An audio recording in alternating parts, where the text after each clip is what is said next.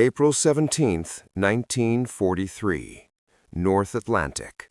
2:41 hours. The sea is black, not dark, black, like ink poured over the world.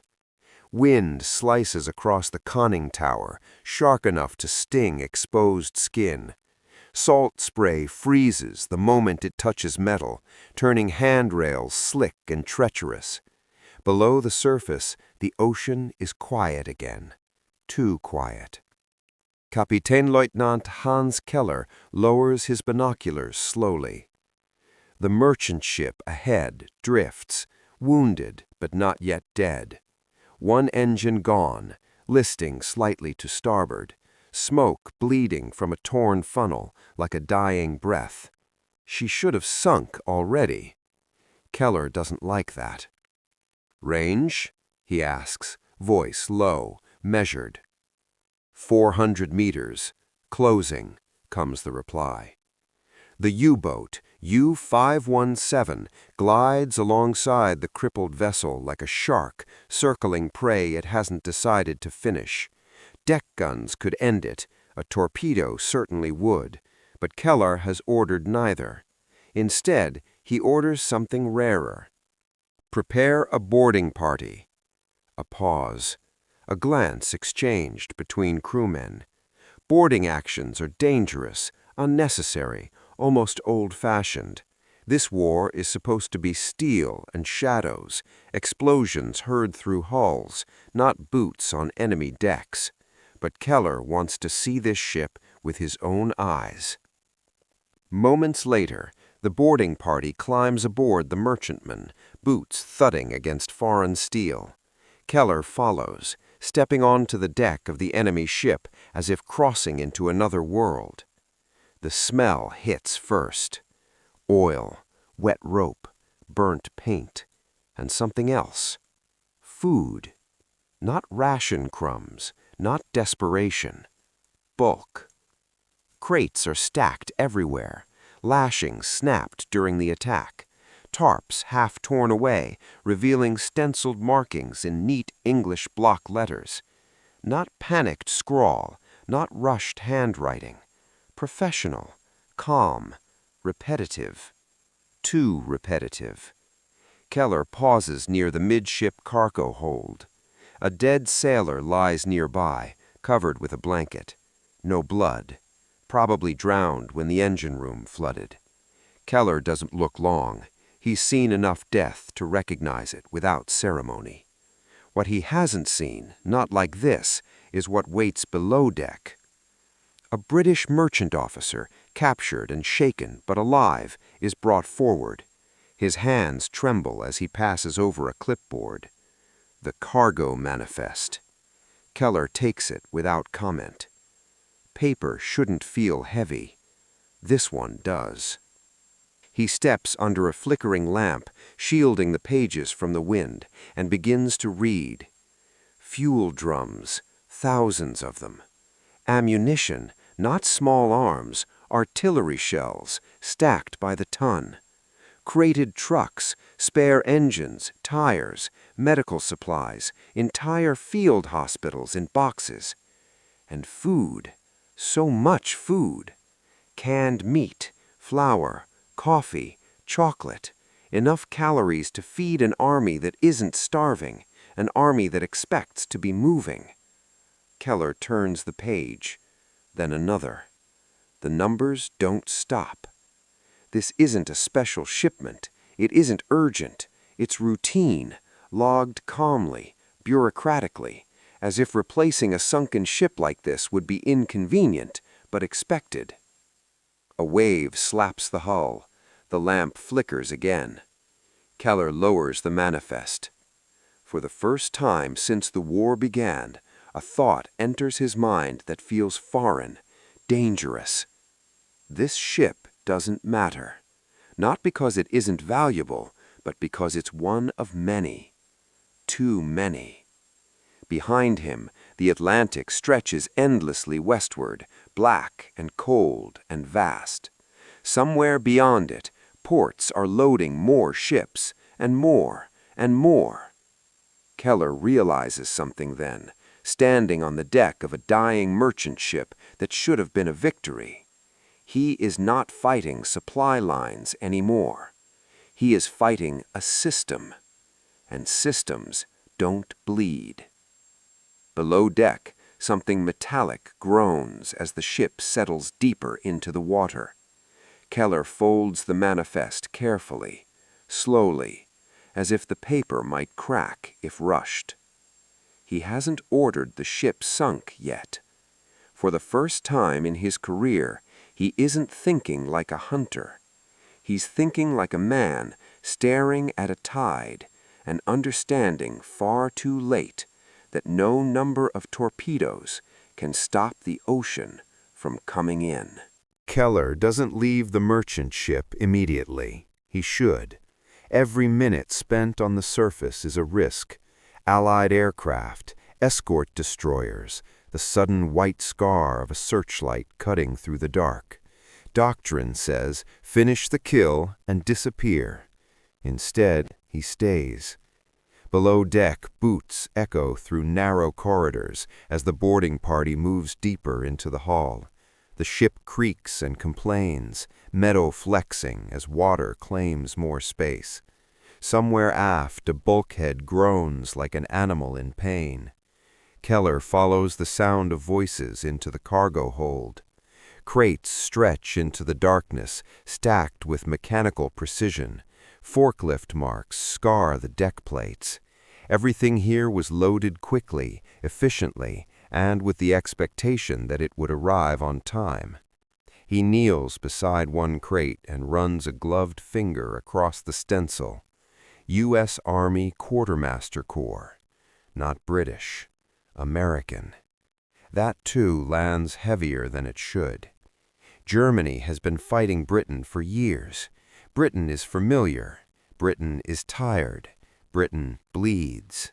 America is something else. Keller signals for a lantern to be raised. Light floods the hold, revealing row after row of identical containers. Tires stacked like coins. Engines packed in grease-soaked paper.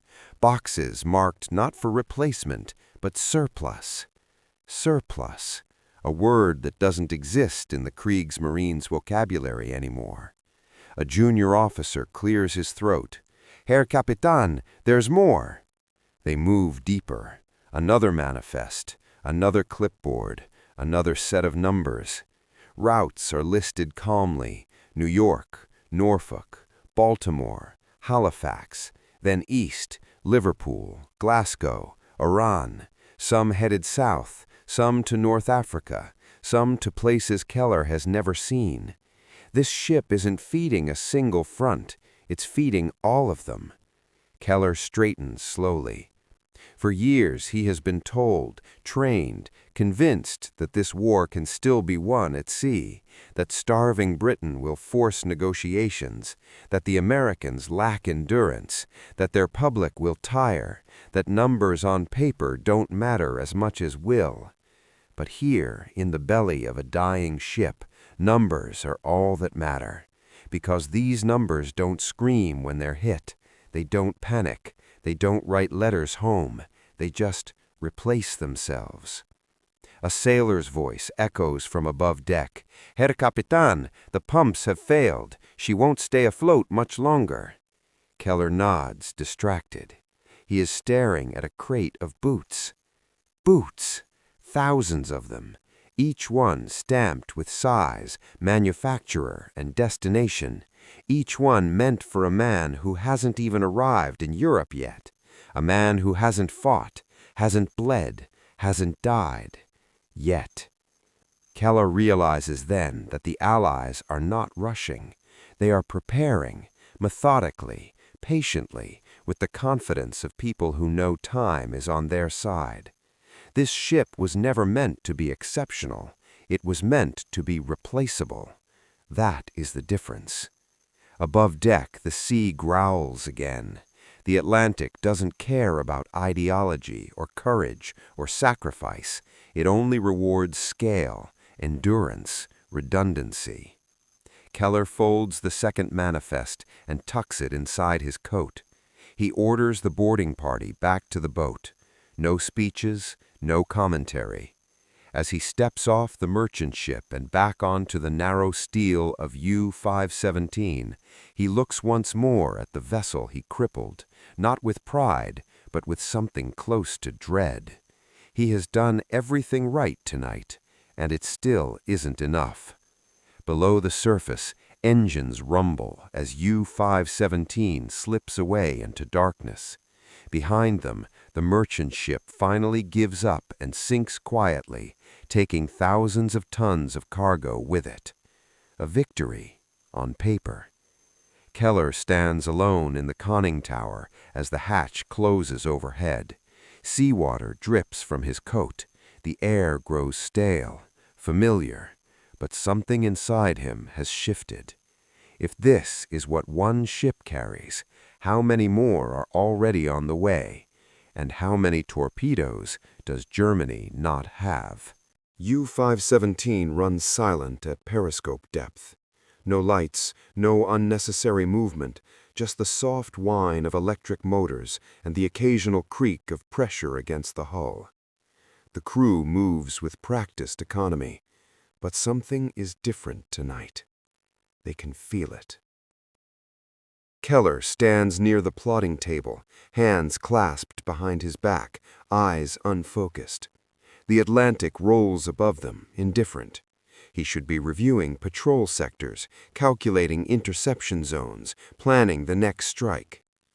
Instead, his mind is still inside that cargo hold. Numbers don't bleed.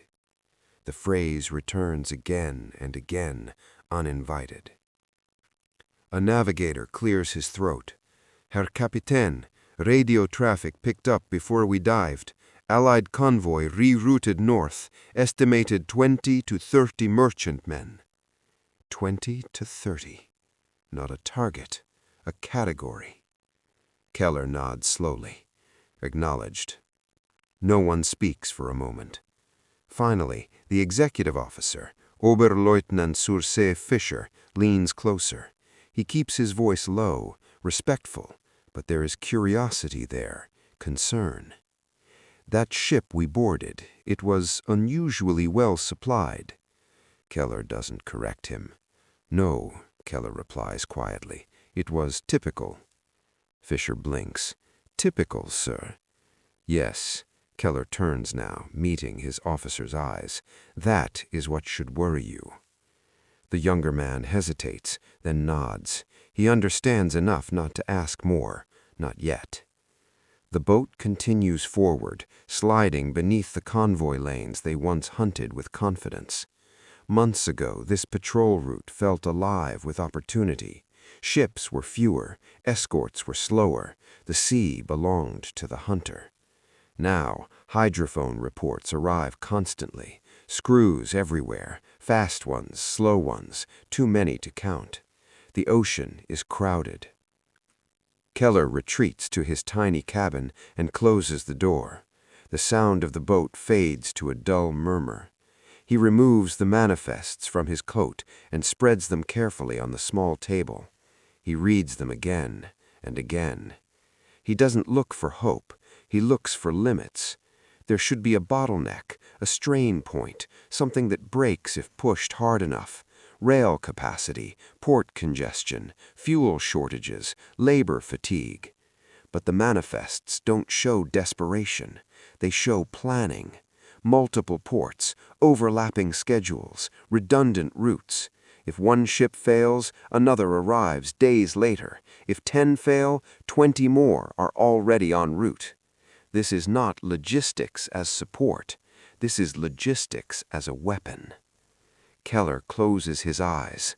He remembers briefings from years earlier, confident admirals explaining how Britain could be starved, how tonnage sunk mattered more than battles won, how the sea would decide everything. They were right, just not in the way they thought. The door knocks softly. Kapitän, Fischer says from outside. Crew requests permission to mark tonight's kill. Keller opens the door. Yes, he says after a pause. Record it.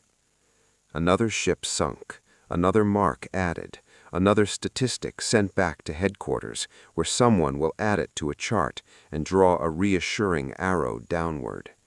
Keller watches Fisher leave. He wonders if anyone in Berlin has ever held one of those manifests in his hands. Later, as the crew settles into night routine, Keller remains awake. He listens to the hum of the boat, the quiet conversations, the soft clink of tools. These men believe in him. They believe each patrol matters, and it does, tactically, temporarily. Strategically? Keller imagines the factories behind those manifests, workers changing shifts, trains running on time, ships launching not with ceremony, but with efficiency. Another hull sliding into the water as another sinks beneath it. For the first time, he understands the true enemy. Not escorts, not aircraft, not radar. Replacement. And replacement never sleeps. Somewhere above them, another convoy passes safely through the night. Keller does not hear it, but he feels it. 3 days later, U-517 surfaces at dawn. The sky is low and gray, clouds pressed flat against the horizon like a lid. Keller watches the diesel exhaust smear into the wind as engines roar back to life. The smell is familiar, comforting almost. Almost. By nightfall, they rendezvous with a supply U-boat, a Milchkuh. Fuel hoses connect, crates are transferred, mail is passed hand to hand like something sacred. A bundle of dispatches arrives with the radio officer. Berlin. BDU, Befehlshaber der Unterseeboote. Keller retreats to his cabin again, unfolding typed pages stamped with authority and confidence. Tonnage sunk across the Atlantic, graphs, projections, encouragement. The words feel rehearsed. Victory is a matter of persistence. The enemy is strained. The tide will turn. Keller exhales slowly through his nose. He doesn't tear the paper. He doesn't scoff. He doesn't curse. Instead, he reaches for a blank sheet. Carefully, deliberately, he begins to write. He describes the merchant ship, the manifests, the surplus, the redundancy. He avoids emotion, avoids conclusions. He simply records what he saw. Cargo quantities exceeding any single operational need. Multiple overlapping supply routes. Evidence of industrial depth unaffected by current loss rates. He writes one final sentence, then stops.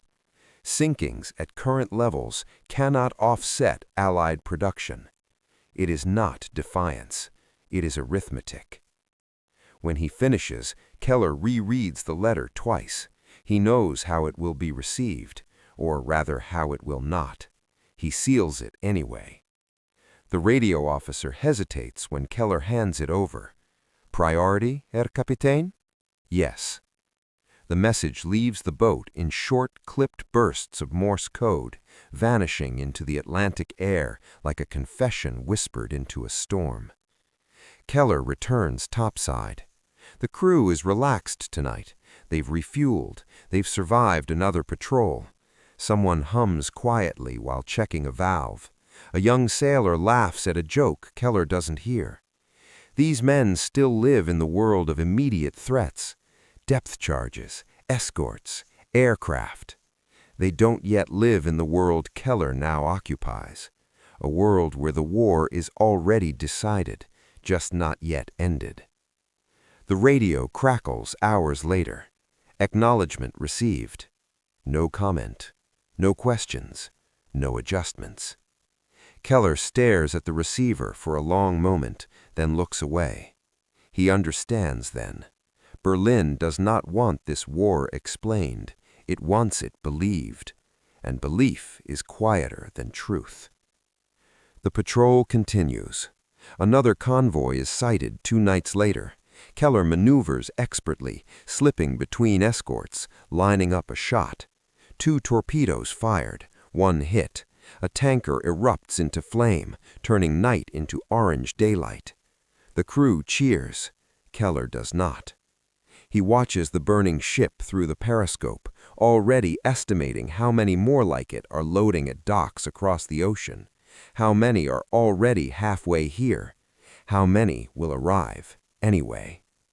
The tanker sinks, the sea closes, and somewhere far away, a clerk adjusts a shipping schedule, and nothing else changes. The next attack is flawless. Too flawless. U-517 slips into position before dawn, the convoy spread out like a careless hand of cards. Escorts drift wide, confident in their sonar nets. Keller waits, counts, breath held not from fear, but habit. Tubes 1 and 3, fire. The boat shudders, torpedoes streak away. 2 hits, then a third delayed as a tanker's stern disappears in a tower of flame. Another freighter begins to list, radio mast tilting like a snapped bone. The crew erupts, controlled cheers, clenched fists, wide eyes shining in the dim red light. This is what they were trained for. This is success. Keller watches through the periscope as chaos unfolds. Whistles, flares, men scrambling on decks already lost. Escort screws accelerating as search patterns tighten. He orders a dive. Depth charges follow minutes later, heavy, then closer. The boat shivers, a light flickers, a gauge trembles, but holds. They escape. Again. Later, as damage reports are filed and kill claims logged, Fisher approaches Keller quietly. "Sir, command will be pleased." Keller nods. "Yes," he says, "they will."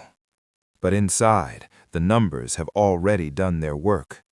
2 ships sunk tonight, perhaps 30,000 tons combined. Impressive, commendable, enough to earn a mention, enough to mean nothing. Because Keller knows, with a certainty that no metal can erase, that somewhere west that tonnage is already being replaced. Not planned to be replaced, already replaced. New keels laid, new hulls launched, new convoys forming while this one still burns. This is no longer a contest of skill. It is a contest of time. And time is no longer Germany's ally. That night, Keller dreams of paper, endless paper, manifests drifting through dark water like snow, each stamped, approved, routed. He reaches for them, tries to tear them, burn them, but more keep coming, settling on him, burying him until he can't move. He wakes gasping, the hum of the boat pressing in on him like weight. In the morning, a message arrives. Another patrol sector reassigned, increased Allied traffic reported, expectations raised, sink more. Keller reads it once, then again. He folds it neatly and sets it aside. He is tired, not in body, but in conviction. Every successful attack now feels like adding a tally mark to a ledger whose final balance is already written. Still, he will fight. He owes that to the men under his command, to procedure, to discipline. But something fundamental has changed. He no longer imagines victory at the end of this tunnel, only continuation. And continuation favors the side that can afford to lose. Weeks pass.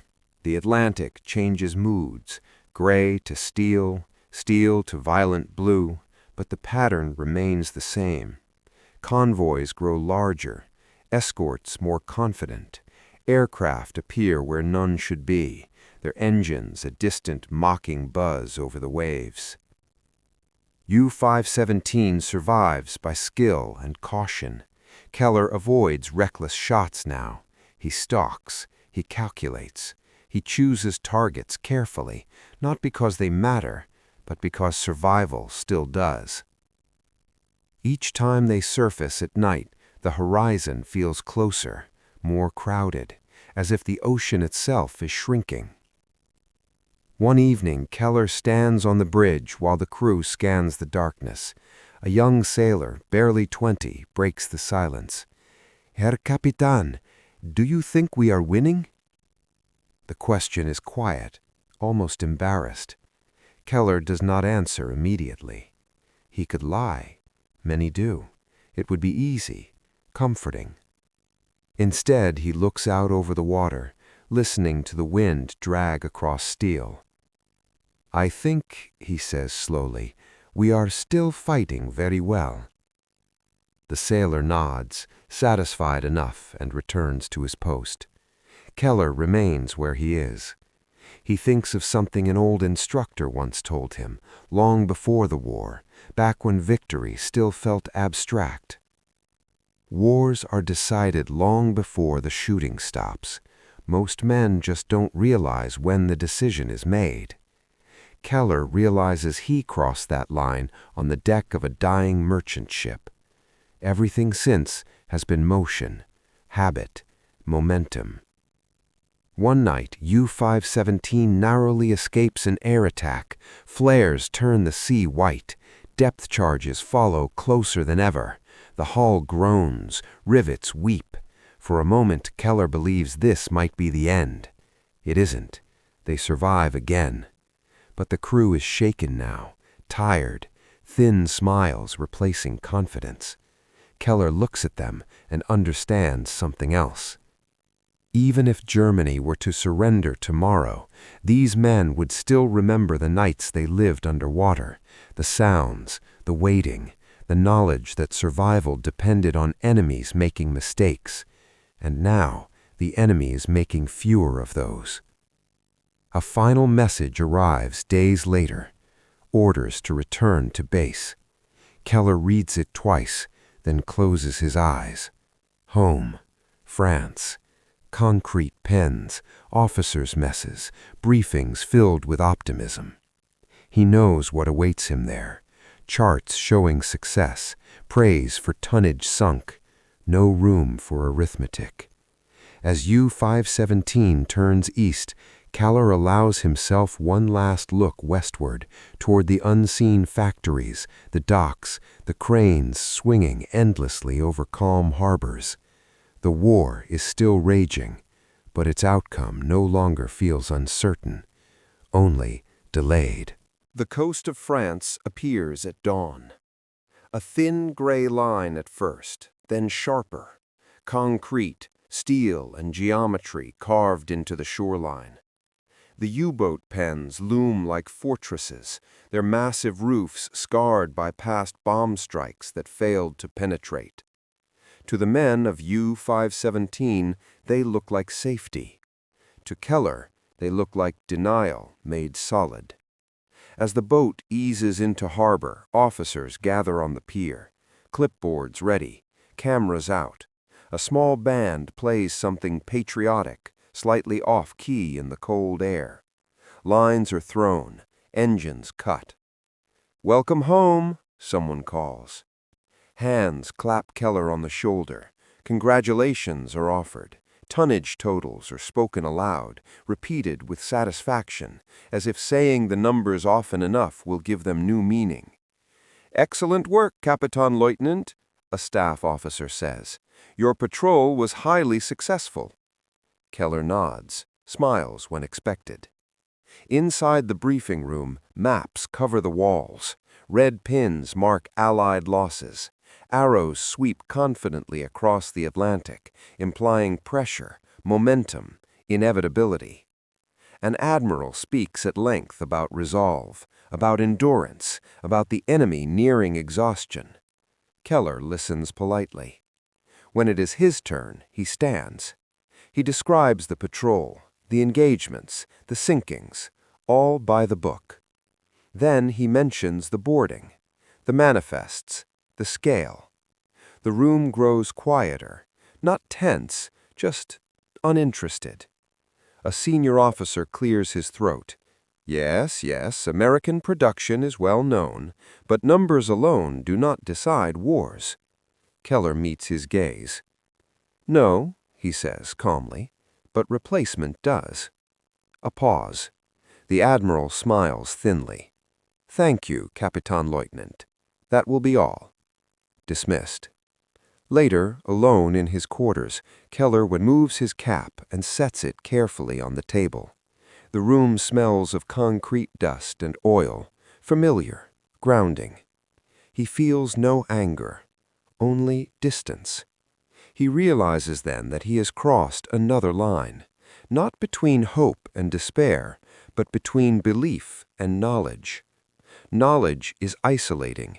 It does not shout, it does not rally men, it does not win applause. It simply waits.